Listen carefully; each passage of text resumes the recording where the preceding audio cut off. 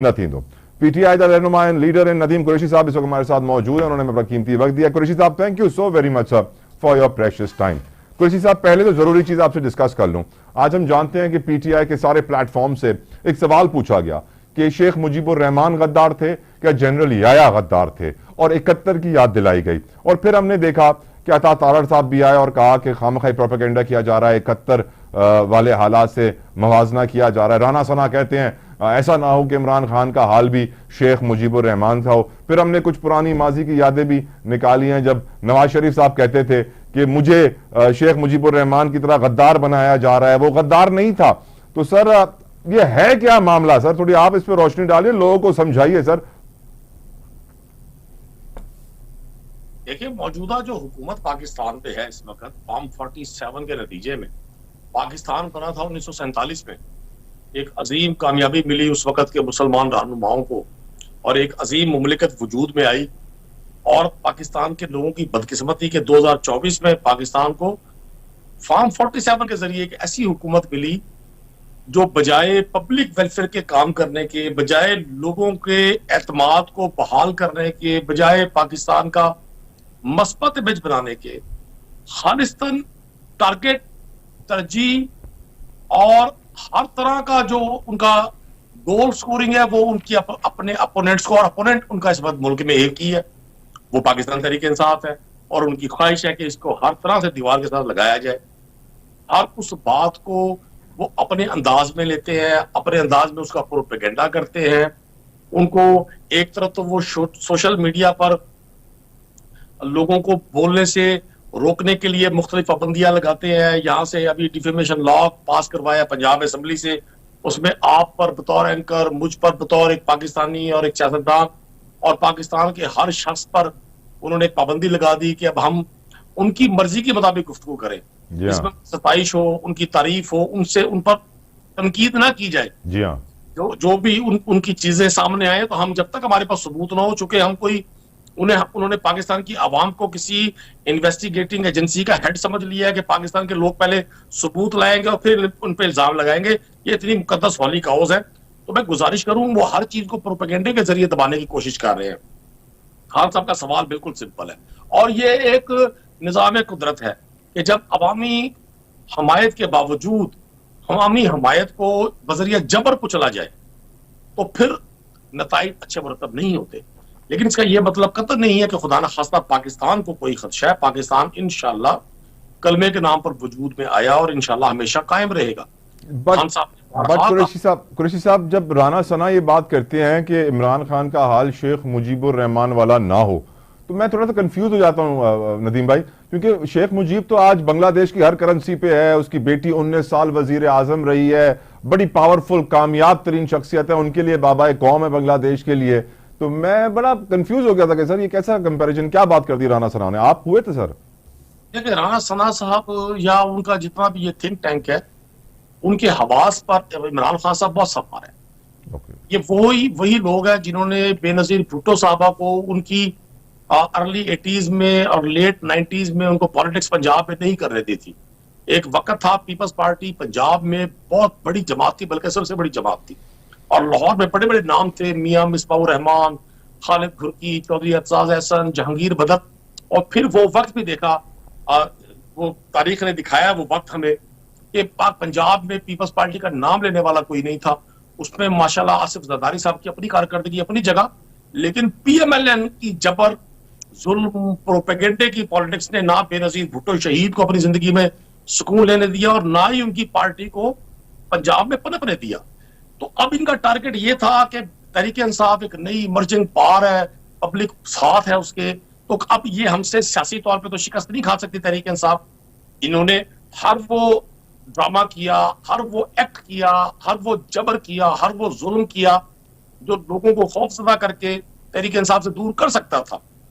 और मैं तो बाज़ औक़ात ये भी सोचता हूँ कि इन्होंने बाकायदा ये प्लान किया था कि जी जबर और जुल्म हम करेंगे और हम इसमें रुख मोड़ेंगे इस सारे माहौल का एस्टेब्लिशमेंट की तरफ, और वो उसमें बहुत हद तक कामयाब भी रहे। ये बहुत सारा क्यास अभी तक बरकरार है कि लोगों के ज़हन में शायद ये है कि जी ये जितना भी सियासी लोगों पे जुल्म जबर हुआ है वो ये मौजूदा सरकार ने नहीं किया। मेरे पास इसके शवाहिद हैं 100% ये सब कुछ सियासी बुनियादों पर किया गया।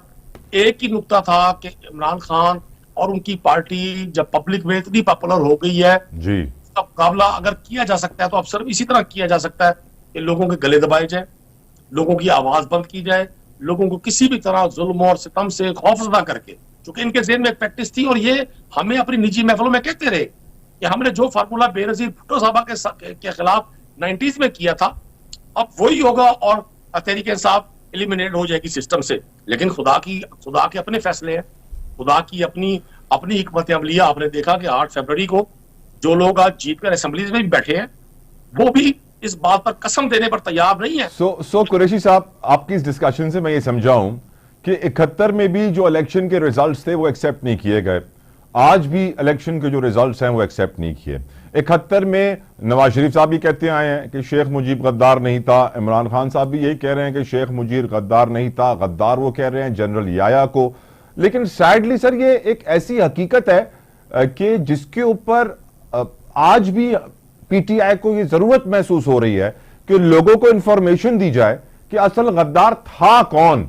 तो ये मिस इंफॉर्मेशन और डिस इंफॉर्मेशन तो 71 से चली आ रही है, जो आज तक लोगों के जहनों में क्लियर नहीं हुई है sir. Is that, would you agree with it sir?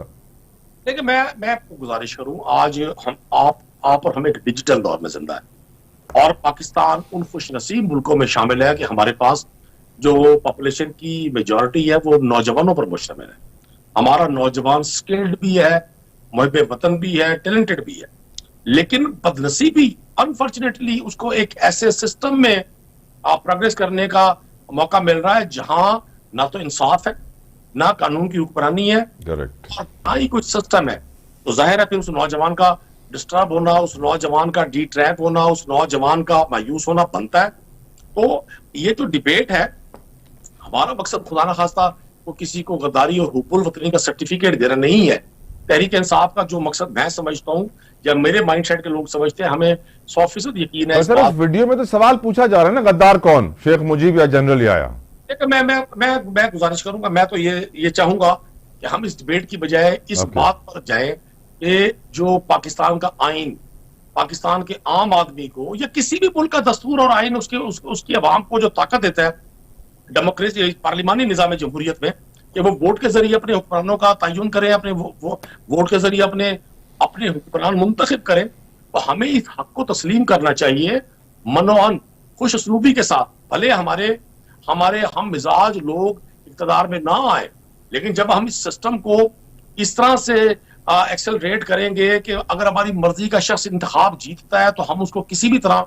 Qureshi साहब, ये भी तो हकीकत है ना कि जुल्फिकार अली भुट्टो को शहीद करने के बाद जनरल जिया ने ही ये सियासी जमातों को तश्कील किया और फिर एक पीपल्स पार्टी को तोड़ने की कोशिश की जो नहीं टूटी, मजीद मशहूर हो गई, मजीद मकबूल हो गई उनकी शहादत के बाद।